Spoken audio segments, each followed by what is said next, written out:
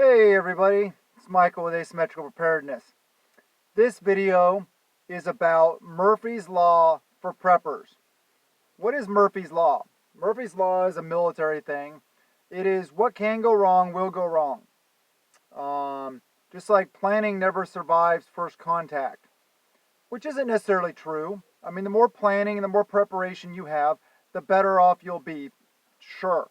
The more able you will be able to deal with things that pop up, things that go wrong, things that change, all those kind of things. It's a fluid environment. Semper Gumby, always flexible. All right, that's what we're talking about. But your gun always works great, never malfunctions until SHTF or until you really need it. Now, I'm not saying it will, but I'm just saying expect the unexpected. Have spare parts. Practice your transitions, your clearance drills. These are all things to mitigate some of these things also. I'll talk about some mitigation stuff along the way. But yeah, so if your primary goes down, transition to your secondary if you can. Or if you have time really quick, clear the stoppage, go about your business. If it breaks, well, transition to your secondary, repair when you can. As soon as you can, try to survive the fight first though. Enough ammo? Won't be. I mean, it's just one of those rules. You know, you think you have enough ammo, it won't be. Enough water? It won't be. Enough food? It won't be. Get what I'm saying? And I'm not saying this to scare you. I'm not saying that not to prep because no matter how much food you have, it won't be enough. That's not true. Just saying. These are some of the things to think about. Always have more than you think you'll need. Then the more you have, the better off you'll be. One thing is a 72-hour, 3-day food supply bucket isn't. Period. And that's not Murphy's Law. It just isn't. Most of them are not. Look at the calories that you're eating per day in those buckets. Usually they're like 1,000 to 1,200, maybe 1,400 calories. Yeah, if you have a sedentary life and you're sitting on your butt, it'll keep you alive. Sure. Well, you can live without for 3 days without eating any food. So, yeah, it's better than nothing. But remember, when you're buying those kind of things, look at the calories, look at what you're getting, look at what it costs, make sure it's still worth it. It may still be worth it. I'm not saying don't get those kind of things. But make sure you know what you're buying. Make sure you know how many calories you're paying for. And as far as food goes, no matter how much you have, stock more. Stack it to the rafters, right? Yeah. If you're reliant on your electronics, an EMP will happen. I mean, these are just things, you know, it might happen. It could be a solar flare, a CME. It could be a nuclear, high blast explosion that sets off an EMP. Whatever. If you are totally reliant upon your electronics, they will go down when you need them most. They might break, the batteries might die, we might EMP, they may be fried from EMP, whatever it is. That's why I talk about redundancy in your preps, backups to backups, having manual backups to electronic items, stuff like that. Yeah, so don't rely on electronics too much. Use them, have them, sure.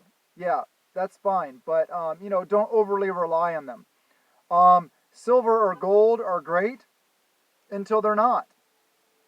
If it's total and utter collapse of society and we go back to a barter type society, well, you know what? You can't eat silver and gold, right? I can eat food. I can, just a sec. Okay, sorry about that. It was getting bright. The sun was starting to lower a little bit. I had to put some shades on, and a lady pulled up next to me with a radio going. And I cannot retransmit radio because that's copyright infringement. So I had to pause for a minute until she got out of her vehicle. But anyway, yeah, silver and gold are good. I'm not saying don't prep with them. I'm not saying don't invest in silver and gold. They are a great hedge against inflation. They are a great investment for a lot of things. But you can't eat it. You can't get food with it. Ammunition, you can get food with. Ammunition is never, ever, ever dropped in price. Traditionally speaking, obviously we have, like right now, increased ammo prices. When the supply comes back, the prices will drop. I get it, but I'm talking year to year. Ammo doesn't drop in price. That's my precious metal: lead, copper, and brass. But silver is still good. Gold is too. Gold just isn't as divisible. That's why I like silver. I like silver dimes, junk silver dimes, because they are very divisible. If I want to go get a 12 dozen eggs from the neighbor, or a loaf of bread or something like that, I can pay with a silver dime or two or three or something like that. Whereas if I pull out a tenth of an ounce silver or gold round, well, that's a lot of money, So hey, you may want to think about those things. Also, when you're out there doing the things in nature and stuff like that, and you come across the clean mountain stream, yeah, it isn't. I guarantee wherever you're at, 100 yards upstream, there's a dead deer carcass in there, rotting. So think about these things. Don't just drink the water, filter it, process it, make it safe. Don't be stupid. Don't just think, oh, I'm way back in the middle of the mountains and so the water's clean. No, that'll get you killed. So don't do that. Off-grid power will break.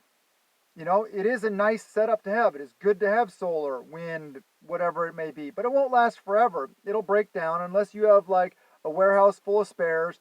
It will eventually go bad. So just make sure you remember that and don't be too reliant on it. Having an off-grid power system is awesome. Totally good.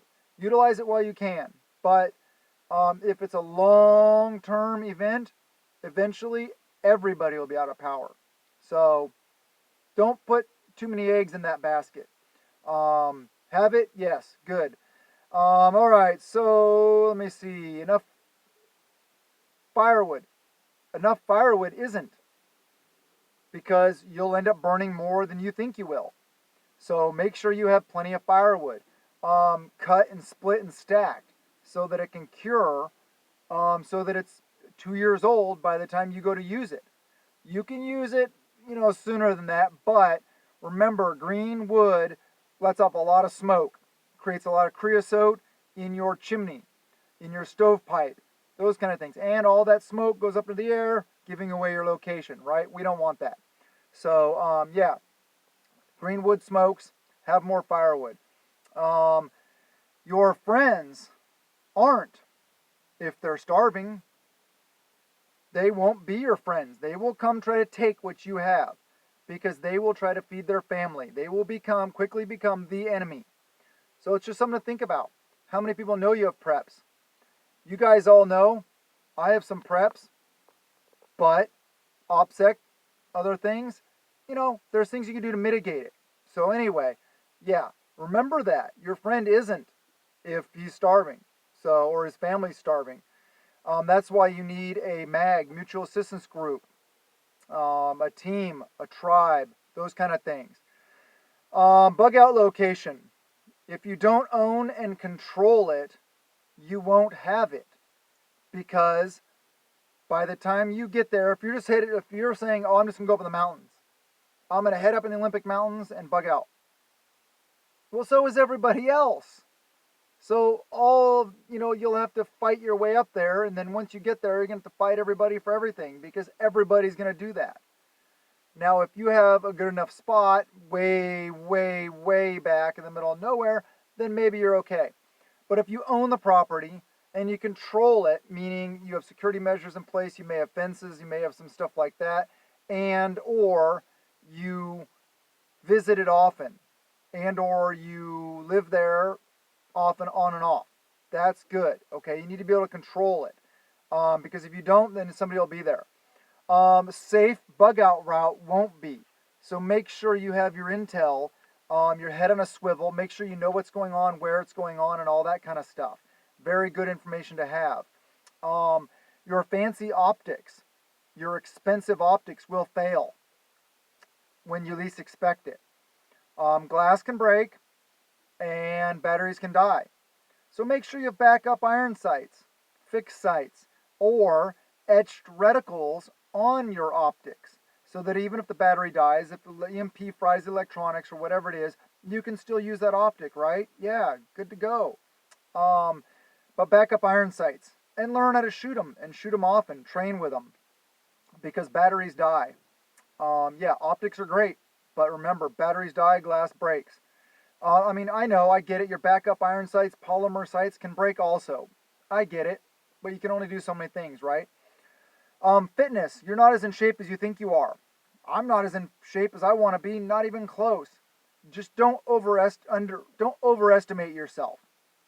Make sure you are true to yourself and that you're always moving to improve yourself. Um, Enough fuel to bug out won't be.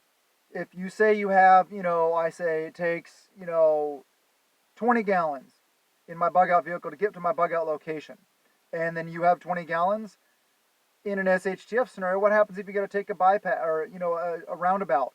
A bypass. You have to go around somewhere else, a detour, a different route.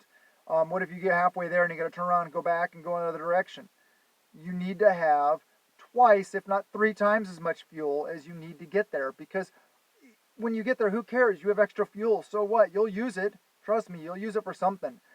Running your car while you're charging cell phones and other things or whatever, or you'll use it. You guys know, you'll use it. I will learn it when SHTF happens. Not a good plan. Yes, you will learn a lot of stuff. Steep learning curve. You will get better at a lot of stuff quickly. And unfortunately, yeah, you will be learning a lot of stuff. But learn the stuff now when it's easy. Be ready for it now. And the big keys to all this is mitigation, mitigate your weaknesses, and redundancy. Have redundant platforms, equipment, food, preps in general. Redundant preps. Anyway, that's the video. I love you guys, and blessings to you and yours.